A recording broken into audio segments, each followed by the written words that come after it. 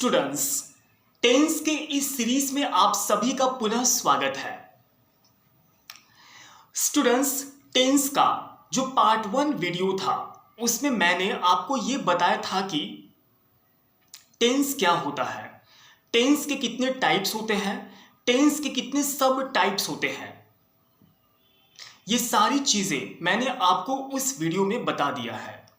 और जो बच्चे मेरे चैनल पर नए हैं, अगर उन्होंने वह वीडियो अभी तक नहीं देखा है तो उस वीडियो का लिंक आपको नीचे डिस्क्रिप्शन बॉक्स में मिल जाएगा। आप वहां से उस वीडियो को आसानी से देख सकते हो ताकि आगे की चीजें आपको बेहतर तरीके से समझ में आ जाए। तो चलिए शुरू करते हैं हम आज का अपना मेन टॉपिक जो है present indefinite tense. Students, present indefinite tense basically दो शब्दों से मिलकर बना है, प्रेजेंट प्लस इंडेफिनिट। यहां प्रेजेंट का मतलब होता है वर्तमान और इंडेफिनिट का मतलब होता है अनिश्चित। लेकिन यहां पर इन दोनों का क्या मतलब है?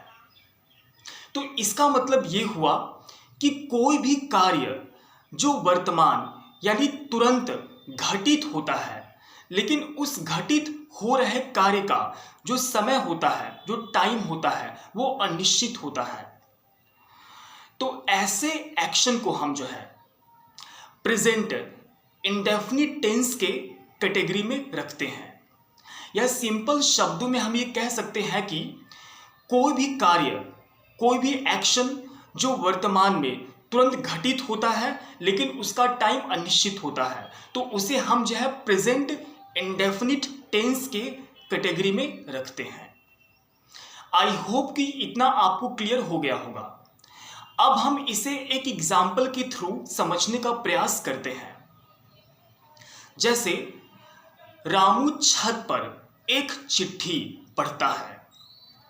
अब रामू जो है तुरंत एक कार्य कर रहा है, लेकिन उस कार्य का जो समय है वो अनिश्चित है।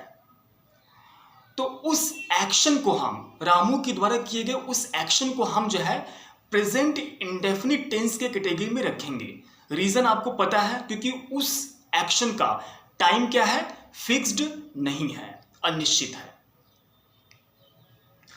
स्टूडेंट्स, अब यहां पर एक क्वेश्चन अराइज होता है कि हम प्रेजेंट इंडेफिनिट टेंस का इस्तेमाल क्यों करते हैं बोलचाल के दौरान या लिखते समय।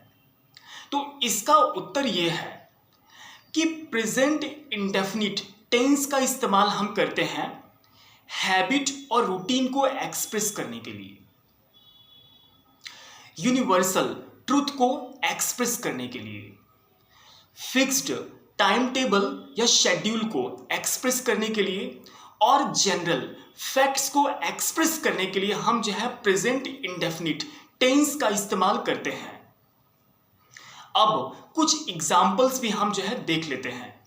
जैसे मैं सुबह 5 बजे उठता हूं। दूसरा एग्जाम्पल, सूरज पूरब में उगता है। थर्ड एग्जाम्पल, गाड़ी 9 बजे छूटती है। और लास्ट एग्जाम्पल, कुत्ते भौंकते हैं।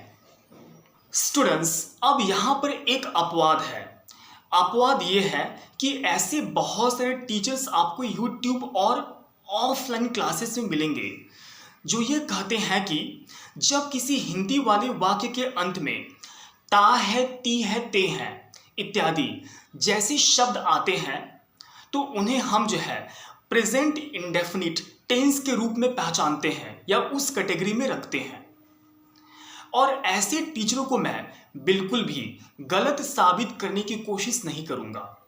रीजन ये है कि ऐसे टीचर्स जो बच्चे फ्रेशर्स होते हैं ना, उनको समझाने के लिए इस ट्रिक का इस्तेमाल करते हैं और ये ट्रिक काम भी करता है 100%।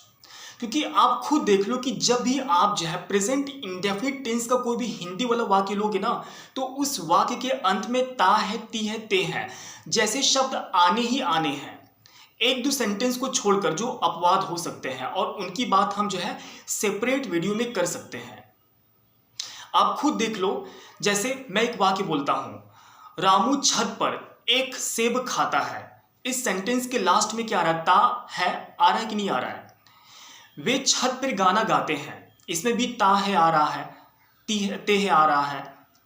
तो प्रेजेंट इंडेफिनिट टेंस का कोई भी हिंदी वाला वाक्य जब आप बोलोगे या बोल चाल के दौरान इस्तेमाल करोगे तो उन वाक्यों के अंत में ता है, ती है, ते है जैसे शब्द आने ही आने हैं।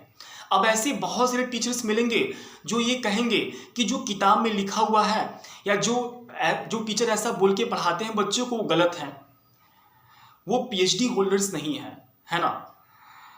जो फ्रेशर्स होते हैं उनको इस ट्रिक का इस्तेमाल करके जो है समझाया जाता है। कॉन्सेप्ट मैंने आपको जो है पहले ही क्लियर कर दिया है। रूल्स, हम प्रेजेंट इंडेफिनिट टेंस का इस्तेमाल क्यों करते हैं मैंने आपको बता दिया है। इस ट्रिक का भी इस्तेमाल करना चाहिए आपको, ताकि आप जो है सेंटेंस को पकड़कर अच्छे से प्रेजेंट इंडेफिनिट टेंस में इस्तेमाल कर पाओ और आपका जो है सही सही अनुवाद बने किसी भी हिंदी वाक्य का अंग्रेजी में। सो आई होप सो कि इस ट्रिक का इस्तेमाल भी आप करोगे। ये ट्रिक बिल्कुल भी गलत नहीं है। जो ऐसा बोलते हैं उनकी बुद्धि घुटने में होती है, हमें उनके ऊपर जो है फोकस नहीं करना है। अंडरस्टूड? ठीक है, अब हम आगे बढ़ते हैं। स्टूडेंट्स, अब हम ट्रांसलेशन मेथड के बारे में जानेंगे और समझेंगे, लेकिन उसके पहले मैं आपको जो है पर्सन्स के कुछ रूल्स को बता देना चाहता हूं रिगार्डिंग प्रेजेंट इंडेफिनिट टेंस। तो पहले हम जो है पर्सन्स के नियम को समझेंगे, फिर उसके बाद जो है ट्रांसलेशन मेथड को जानेंगे और उसका जो है प्रयोग करना सीखेंगे। तो स्टूडेंट्स, आप याद रखिए कि जब सब्जेक्ट हमारा प्रेजेंट इंडेफिनिट टेंस में सब्जेक्ट हमारा जब ही, शी, इट, नेम या सिंगुलर नाउन रहेगा, तब पॉजिटिव सेंटेंस के वर्ब में हम जो है यस और ईएस का प्रयोग करेंगे और नेगेटिव सेंटेंस में हम जो है डज नॉट प्लस वर्ब का पहला रूप इस्तेमाल करेंगे। इसके अलावा जब सब्जेक्ट हमारा I, we, you, they plural noun होगा तो हम जो है पॉजिटिव सेंटेंस में वर्ब का पहला रूप इस्तेमाल करेंगे और नेगेटिव सेंटेंस के लिए हम जो है डू नॉट प्लस वर्ब का पहला रूप इस्तेमाल करेंगे। ये नियम याद रखिएगा ताकि आपको आगे कंफ्यूजन ना हो, क्योंकि अब हम जो है ट्रांसलेशन मेथड आपको बताने वाले हैं।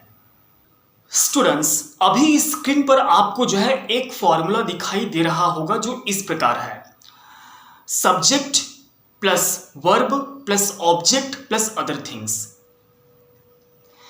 अब हम एक हिंदी का वाक्य लेंगे और इसी फॉर्मूले का इस्तेमाल करके उस हिंदी वाले वाक्य को जो है अंग्रेजी में ट्रांसलेट करेंगे प्रेजेंट इंडेफिनिट टेंस में।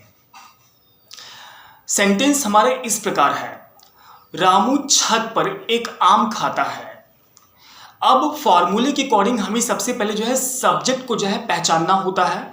तो हिंदी वाले वाक्य में सब्जेक्ट हमारा क्या है, रामू, तो सबसे पहले हम लिखेंगे रामू।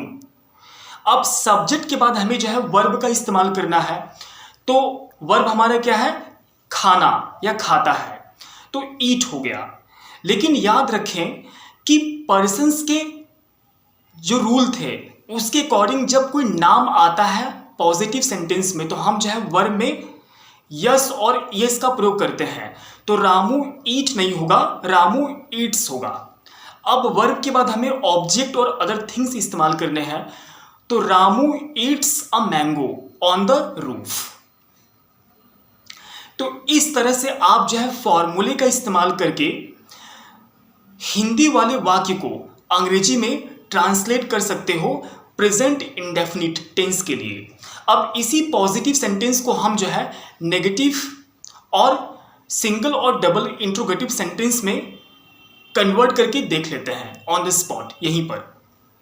अब इस सेंटेंस का नेगेटिव क्या बनेगा, Ramu does not eat a mango on the roof.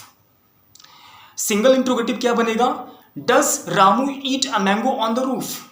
और डबल इंट्रोगेटिव क्या बनेगा, why does Ramu eat a mango on the roof.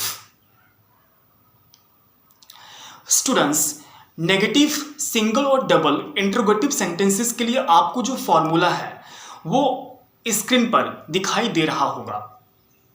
तो आप जो है इन 4 फॉर्मूलों का इस्तेमाल करके positive, negative, single and double interrogative sentence बना सकते हो प्रेजेंट इंडेफिनिट टेंस के लिए। So students, now I hope that you got a piece of useful information through my this video regarding present indefinite tense. And if you really like my videos, do subscribe to my YouTube channel to support me, because your one like, your one positive comment motivate me a lot to create such an educational content for all the students who are interested to do something in the field of education. So, please do subscribe to my YouTube channel, and Jai Hind, Jai Bharat.